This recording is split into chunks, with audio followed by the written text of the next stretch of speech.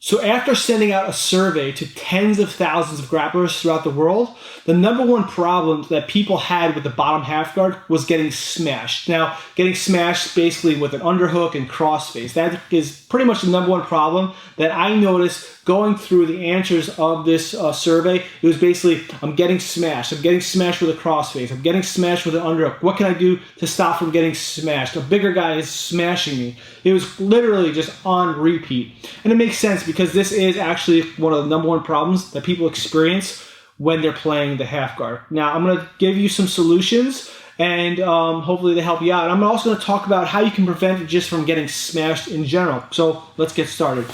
So I have regular, I'm going to start with a regular half guard. I'm not going to go through all the specialty half guards. I'm going to go through regular half guard and possibly some knee shield Z half guard as well. So right now, I have regular half guard. The first thing to not getting smashed is proper position.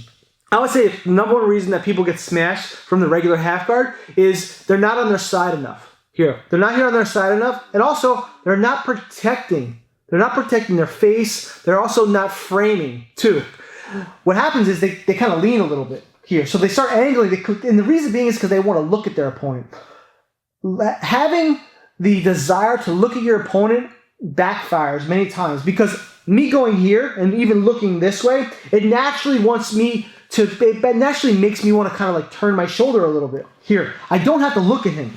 What I should be looking at actually is I should be looking at his hips. I should be looking at his legs, and I should be looking at his arms. I can see his face with my peripheral vision. You want to make sure you're using your peripheral vision as well so that way you can see your opponent too. We don't always want to look at them. What happens when I look at them, or even when I'm turning this way, is my back naturally starts going flat to the mat here. And even when I'm working here to block here, if he beats my arm control and he gets a crossface on me, he's going to be able to flatten me out.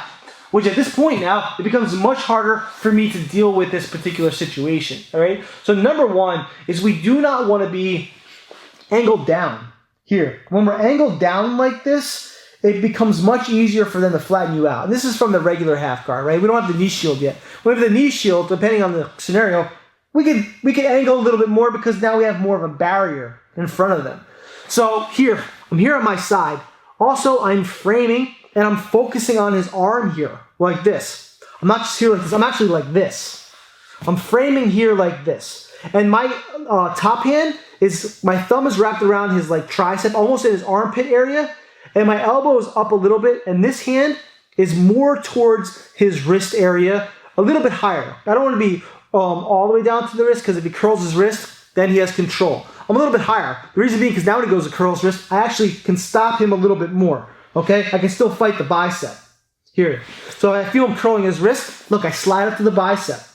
That way it's harder for him to pummel in here. So now when he goes to flatten me out, it becomes harder. It becomes much harder for him to do. I can frame on his head. I can start working to frame as I can start working to pummel and then work for my underhooks on him. Okay, and then once I get my underhooks, now it's going to be much harder for him to flatten me out. I can start working maybe a dogfight half guard or whatever type of half guards that I want to play. But I really want to be on my side. This is going to stop him from smashing me just in general, framing by his neck and framing his arm. Framing the arm is very underrated, in my opinion. Okay? It's even more important to stop him from getting a crossfade lots of time than it is for him to get the underhook. The reason being is because when he goes to underhook me here, right, if I can stop the crossface like this, it still becomes harder for him to flatten me out. He might drive into my shoulder here, but it's still harder. I could use this to recover and get my closed guard back.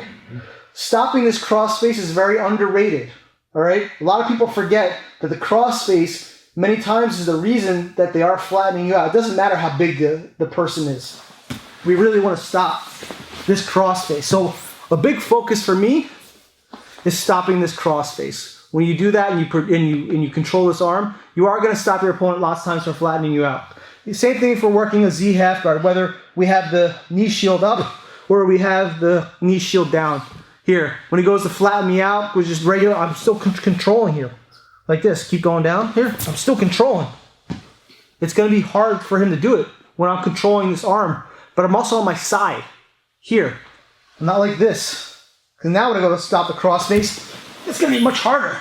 Here, he's using his hands and his knees. See how he just used his knee to pin down? Here, when we go back, and I'm like this, and he goes to use his knee, it's still harder because I'm on my side.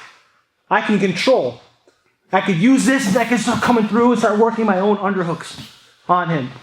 So that's going to be a big tip to help you from not getting flattened out, is basically being on your side and really controlling that cross face arm.